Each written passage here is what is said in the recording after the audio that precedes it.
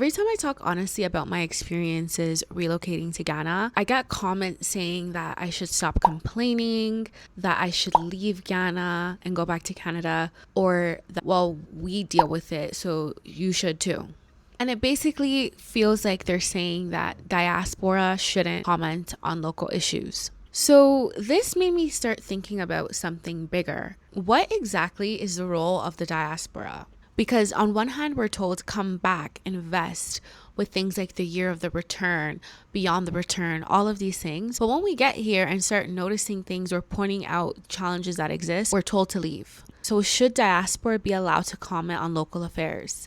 Personally, I've been told that I am making negative content, that I am giving Ghana bad PR, that I am talking so poorly of Ghana. Someone even suggested that I am saying Ghanaians are, she said I was questioning the humanity of people here. And I was like, okay, that's a reach. Whenever I talk about my experiences in Ghana and I talk about the challenges, it's not to attack Ghana or it's not to talk poorly. It's really because I care deeply about the country, the people, and wanting to see the potential realized. And for me, it's also about letting people know who also want to make the same move, what they're getting themselves into.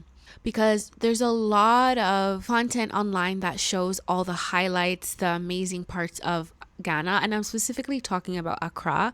But there's not a lot of people talking about the challenges they experience as returnees. That brings me back to my question. Should diasporans be allowed to comment on local affairs? There's an active effort to get diaspora to return home.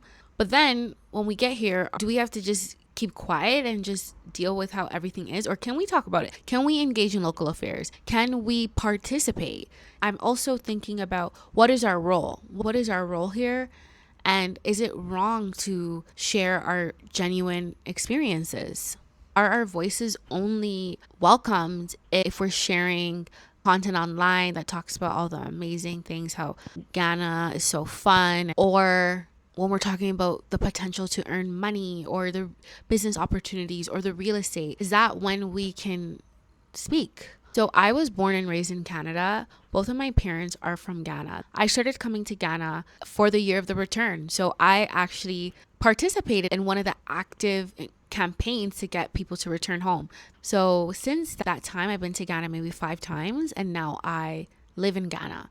And there's always been challenges. I remember at one point I had a list of issues with Ghana, and it grew and it grew and it grew. And then at one point it stopped growing because things are changing. Things in Accra move very, very fast. There's a lot of development, a lot of things happening, a lot of things changing. But there's a lot of basic, at least this is what I would refer to, basic things that are still not functioning.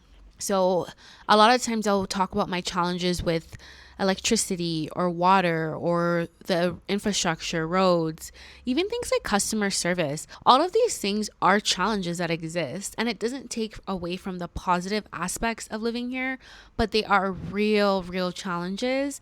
And what I will say that there's so much potential in Ghana, but so much of it is not realized. And I know that I'm not the first person to speak on these things. I'm not going to be the last person to speak on these things. And I really feel strongly that if people want to make the move, they should know what they're getting themselves into. So it's not about negative comments.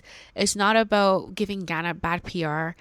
It's just about being honest and being forthcoming and sharing my experience. And the thing is, everyone has such a unique experience, especially as returnees, depending on who you know, who your family is, what you have access to, your housing situation, your income situation. All of our experiences are so different, but I believe in having a varied set of experiences for people to learn from, and to also show that living in Ghana is not one way. It's dynamic. There are so many different experiences you can have in the same city. And all that is to say, no matter who you are in Ghana, you still experience a lot of these challenges. It's just the reality. Like, water is a problem. And especially with things like galamsey, it's a growing concern. It's a growing problem. It's getting worse. So talking about these sorts of things is not bad PR, it's not negative content. It's not a reason to sell someone to go back to their country. Because Ghana is my country too, isn't it? I would like to hear from you. What do you think about it? Should we be allowed to speak on it? Should we not?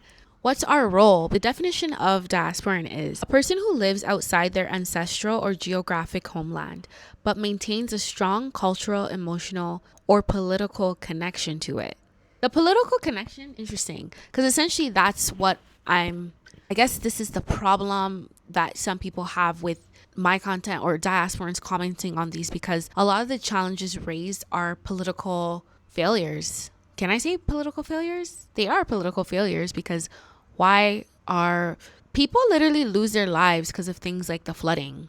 People lose their livelihoods, people lose their businesses, people lose their homes because of things like poor infrastructure, like flooding. And this is something that happens every single year. Every single year. I remember the first time I experienced a flood in Ghana was in 2022, and that it clicked to me that wow, like people literally lose their lives because of floods.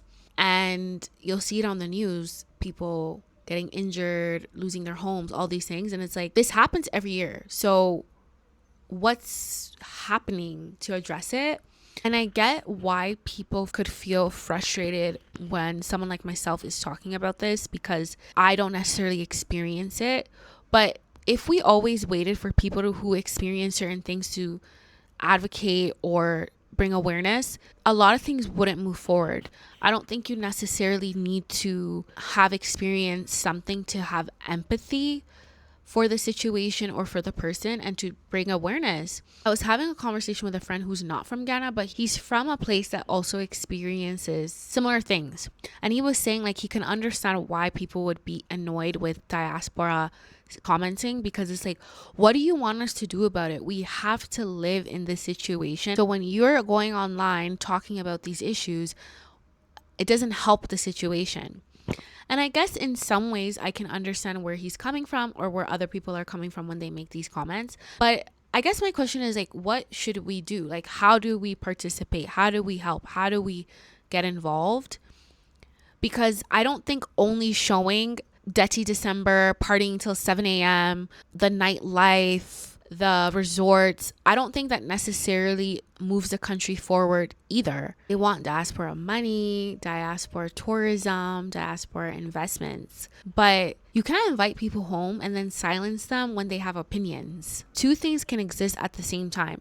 You can talk about the challenges that exist, but you can also still love the country and have good experiences as well. Why are you only allowed to speak on the things that may be going well and not the things that may be challenging? Me speaking about my experiences doesn't make Ghana less of an amazing place, less of a vibe, less of a XYZ, whatever you want to name it.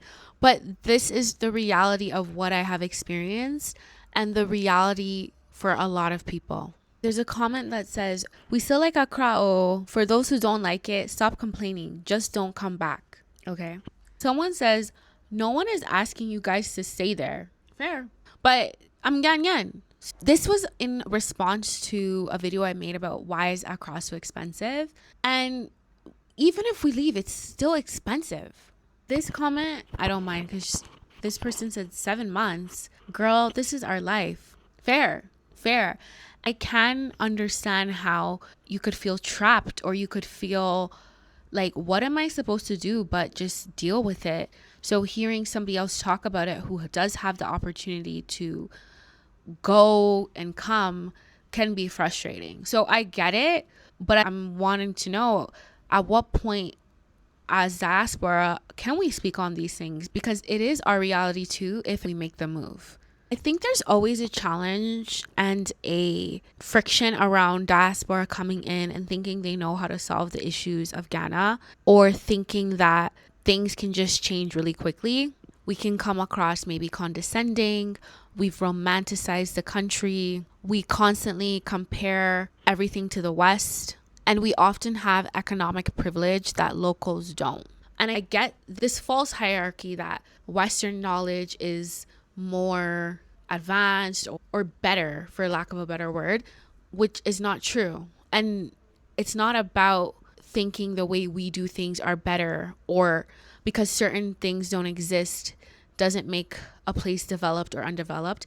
It's really around basic necessities, basic infrastructure, accessibility, regulation, all of these things.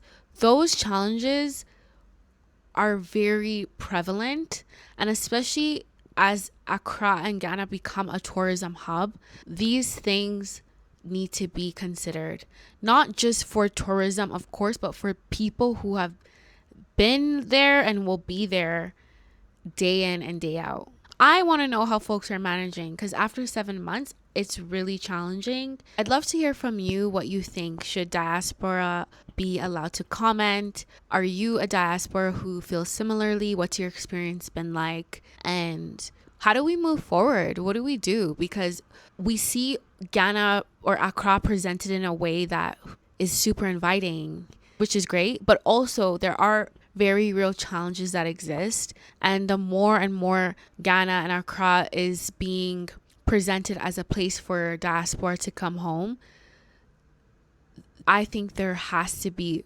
mechanisms for us to address this, not just for the returnees, but for people who are living in Accra. You can hold two truths at the same time.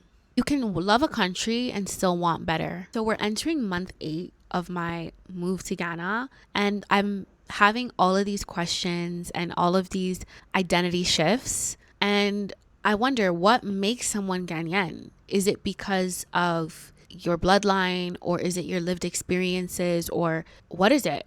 That's a question I have for myself. But as part of this move, as part of this journey, I do want to have honest conversations. I want to build community. I want to share information, educate, encourage, support, and make space for the complexity that exists. So if you're thinking about making the same move, I did come up with an Accra relocation guide, which you can find using the link in my bio, which gives you an honest take on relocating to Ghana and some things that you should think about. I would love to hear your thoughts in the comments. Thank you so much for watching, and I will see you in the next one.